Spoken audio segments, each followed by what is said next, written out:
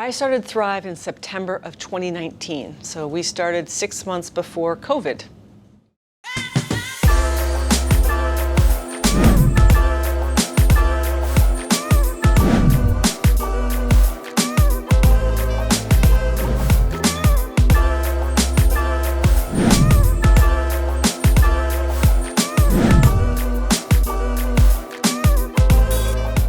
So why did I want to start Thrive Therapy Space? So basically I wanted to start Thrive because I had been in some good environments. So I was with some colleagues over on West 6th Street, and it was really a great environment. I felt supported, I felt seen, there was a sense of collaboration and connectedness, and I wanted to figure out how could I bring that to more therapists. There were 5 of us over there, it's great that we have that, but I wanted to figure out how can I bring that to more therapists, because the theory is that if I can have a business that helps therapists themselves to thrive, then therapists will have more to offer to their clients, right? So therapists, they always want to help their clients. That goes without saying. But I want to help the therapists so that they can heal, grow, and thrive, and then they can contribute more to their clients. Thrive has been very beneficial to me because it's allowed me to work through some of the angst and nervousness of being out on my own as a private practice practitioner, but still allowing me to have a community. I really believe in the mission of Thrive. It's Heal, Grow, Thrive. I feel like that's something that we all need along our journey, so I kind of connected with that as well. So that's been very helpful. It also provides resources such as the Start Your Private Practice program, or we have different Dive and Thrives or trainings to help us not only as practitioners, but also on the professional or business side of things. They, well, I'm supposed to be completely honest, have given me an out of agency work, which has been very constrictive and not a good fit. Ultimately, it takes away from the time to actually do what I signed up to do, to really meet with people, to get to know them, engage with them, work through their problems. And unfortunately, it seems like a lot of agencies are really bogged down with so much busy work surrounding it that doesn't allow for much of that. So initially we were just for psychotherapists. So in 2019 we were just for psychotherapists. And then we expanded 1 year ago, and now we are more of a wellness space. We have psychotherapists, which is the same as mental health counselors, same thing. And now we also have massage therapists and Reiki practitioners. We have a yoga studio.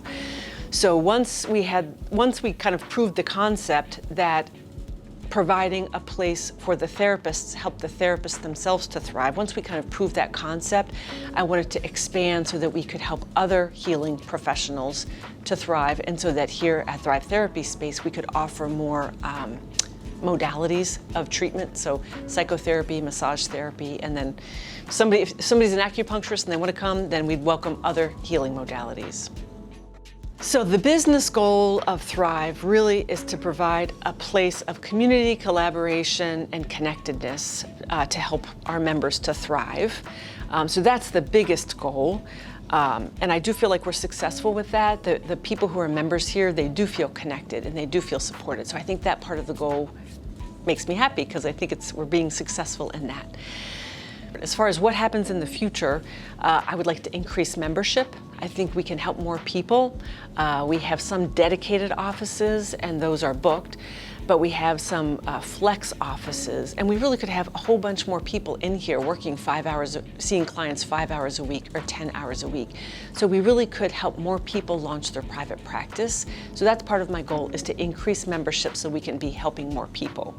And increase the variety of members too. We have a lot of psychotherapists, but not very many massage therapists or Reiki practitioners or life coaches. We just have a couple of those, so I'd like to increase that. I also am busy thinking about how could we help the broader community more, right? So I help the providers who are here at Thrive, but then the providers themselves help the broader community. Right now I'm kind of thinking that as far as mental health goes, there's so much more that needs to be done because there's like a mental health crisis in our whole country. There's probably, a mental health crisis here in Erie, PA. And I'm really busy thinking, how can we help more people? Because now we have a lot of one-on-one therapy. What if all of our therapists could be doing more group therapy? Or maybe we could be going out into the community and out into businesses and helping with groups. They don't have to be group therapy, but it can be helping people understand wellness, helping people understand mental health, helping people understand what they can be doing for their physical health, right? And so right now, that's what we're thinking about, and we just had a recent brainstorming session to be figuring out how can we be helping more, because I think what we're doing is cool, but there really is need for us to be doing more, and we're trying to figure that out right now. I think the most important thing here as far as keeping this running smoothly and helping make this successful, it really is creating this sense of community. So it really is visiting with people. I was talking to somebody recently who owns a business, and she was talking about how she always wants to do the business aspects all the time. So she has employees, and she wants to do all the business aspects, and she doesn't really want to be visiting with people. I was encouraging her to visit with her employees because employees want to feel connected where they are. They want to feel like they matter. They want to feel meaningful. Here at Thrive, nobody is my employee, but people want to feel connected. And so that's the most important thing is how do we help people feel not just connected, maybe I'm overusing that word, help people feel like they matter. So that is, we listen to people. We ask people for input into different things, right? And then we really listen. And when people feel really heard, they're happier. So you can own a business and you don't even have to do everything that people say. You just want people to understand that you're taking their input into account. So that's the most important thing is helping people feel connected and helping people feel heard and helping them feel like they matter. Favorite thing about Thrive comes back to the community. I like being here. Probably actually my most favorite thing is that we do a weekly supervision that's probably as much about us getting together and being able to just kind of mutually share things that we're going through, even on a personal level, but also what we're dealing with when we run into some snags, being able to bounce ideas off of other people. It's very helpful, but yeah, all in all, it's the community here that makes this very much worthwhile. I would not want to be out there on my own in some random office space. It's great being able to bump into people and have a little time to chat. My favorite thing about Thrive is the community. If you're having a difficult problem or situation, instead of kind of looking to connect with people, you can come right into the gathering space, and there's often one or two people in there who you can reach out to or bounce ideas or questions off of, or just having multiple people to connect with if I'm having an issue or a problem has been super helpful for me. I never really expected to be a business owner. I mean, I had my private practice, which is really a small business, so I guess I was a business owner. But really owning a business and creating a business, I never expected to do that my whole entire life. But somehow, here we are. It's been really exciting, it's been fun, it's been very rewarding, and it's felt creative. Like, I didn't understand that starting a business could feel creative. I knew that art could feel creative, or musicians are creative. I never understood that creating a business would have a sense of creativity also, and that part's been really fun. It's also been super overwhelming because almost every single thing I've done for these last 4 years has been new. It's been something I've never done before, and so practically everything has made me feel kind of anxious, and I don't really consider myself an anxious person, but doing new things, hiring someone, trying to do marketing, talking to members about different things that are going well or that are going wrong perhaps, right? All of that has pushed me into this area of discomfort, basically. And so I've had to learn to be uncomfortable, and it's been really a good thing because then I actually feel more confident. I think after having done all of these things that made me super uncomfortable, now I feel a little more confident. And I think also I made a big mistake at one point, and it's helped me because many of us are afraid of making mistakes. Pretty much all of us are afraid of making mistakes. I made this big mistake where we were changing systems, and then I charged people for this period of time, and then it turns out I didn't need to charge people, and so some people I'd charge because my Thrive can reach into people's bank accounts, which makes me uncomfortable, for their membership, right? And so I charge people this extra amount, and for some people it was, $12, for other people it was like $175. And so I had charged people this, and then I realized it was a mistake. And so in addition to feeling so embarrassed and ashamed and all of that, I explained to everybody I'd made this mistake, and I sent an email out about it, which was really hard to compose, but I sent the email out about how I made this big mistake and how I was gonna, give everybody their money back. After that, it turns out that people trusted me more. I kind of thought people should run screaming because I had mismanaged things so poorly, but actually people trusted me more. And so it was kind of a lesson to me, I don't want to ever make that mistake again, and I don't want to make big mistakes like that, especially with people's money. But it was kind of a lesson to me that if you take responsibility and own the mistake, people trust you more. So my proudest and finest moments as a business owner, one really fond moment was when we first opened. I guess we were downstairs and we had a grand opening celebration, and we had my 2 daughters here, and so they were holding, how you cut a ribbon or whatever, so I had these big scissors and they were holding this ribbon, and I cut it, but it was really cool to have my family with me as I was doing this thing that I never really expected to do. So that was really one of the fondest moments. But I'd say the proud moments happen all the time, and it's when I see our members enjoying each other's company and helping each other out. That's what makes me really proud. That's why I wanted to start Thrive. And so I'll see, you've interviewed Doug and Regina. I'll see Doug and Regina, talking about something, or one of them is helping the other one, or we'll have a new member come in, and I see how welcoming and warm everybody is with this new member.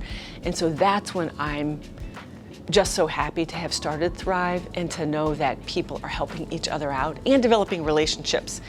We develop friendships here. I have so many more friends now. And the people who join Thrive, they kind of self-select because they're interested in community. This thing that I talk about, community, collaboration, and connection. People join Thrive when that's what they're after, and so people kind of self-select, and so they help form the community and they help form the collaboration, and I see it happening all the time, and it makes me so happy. So it's a really good question, what advice would I give people who are feeling like they're imposters, that imposter syndrome that we talk about, or people when they're kind of afraid to do the next thing, they're afraid to kind of launch out. I would say to go ahead and do it. That sounds easy. It sounds so easy to say that to somebody because kind of internally someone's like, oh, just go ahead and do it. You're like, oh my gosh, but I can't. I would say that feeling like an imposter, it's common. So many of us feel like an imposter. And that feeling of feeling like an imposter, it's gonna hold us back. It's gonna keep us small. And the only way to really live our lives and do the things that we're kind of interested in doing is to do it anyway. And so despite the discomfort, so if you feel uncomfortable, okay, I would expect you to feel uncomfortable when you're gonna do something new. I would just say, go ahead, do it anyway, nudge yourself to do it anyway, even though you feel like you're an imposter. What advice would I give to someone who's looking to start a business? I would 100% say find mentors and find programs that can help you. So here in Erie, ages ago, I did it was called Co-Starters. It was an 8-week class that had been brought to town. I did that in early 2019, just 8 weeks. You just come in, talk about different business topics, but that helped me so much just to be thinking through some of the ideas about business, because otherwise I didn't know enough, right? So I did that program here in Erie. I did the Thrive in Erie program through Paramount Pursuits. I've been online with some co-working space mentorship programs since the very beginning. Since before I thought I should spend $100 a month on anything because I didn't have any income yet, I have been spending $100 a month on these co-working mentorship programs. And so it's been such a great investment because having other people who've done something, it really can short circuit it, right? Because otherwise we're, what's the phrase, recreating the wheel. I don't want to recreate the wheel. Other wheels have been created.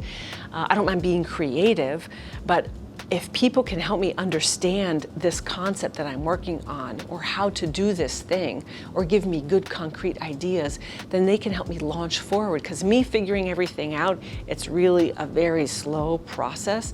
But if I can be around other people who are experts or who are doing the same thing and encountering the same issues, then that helps. So finding mentors, finding programs, and then also asking for help. I've been amazed how many times I've asked people for help and they're like, sure. I mean, I asked somebody to look over my numbers because I just couldn't like wrap my mind around like numbers and making estimates for the business. So I asked somebody and he's like, sure. So often people say yes. So asking for help is important also. Someone who's thinking about becoming a member here, I